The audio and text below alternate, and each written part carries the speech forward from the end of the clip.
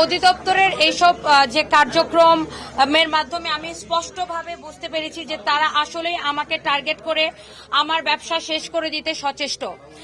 এই জন্য আমি আমার ব্যবসা নিয়ে শঙ্কিত। তারা যে কোনো ঠুনকো অজুহাতে আমার যে কোনো শোরুমে হানা দিয়ে নানাভাবে হয়রানি করতে পারে বলে আমার ভয় হচ্ছে।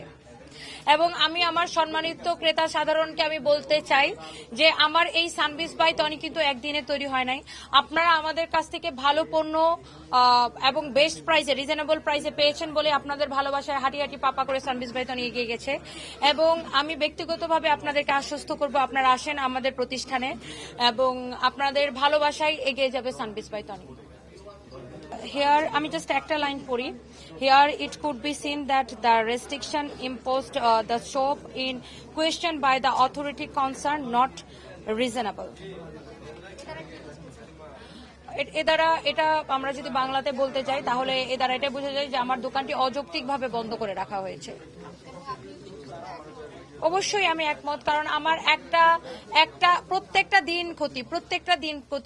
দিন ক্ষতি। এটা একটা ব্যবসায়ীর একটা দিন মানে কি ক্ষতি, সেটা তো একজন কর্মকর্তা হয়তো ওইভাবে বুঝবে না যে আমার কি পরিমাণ ক্ষতি হয়েছে। এক একটা দিন মানে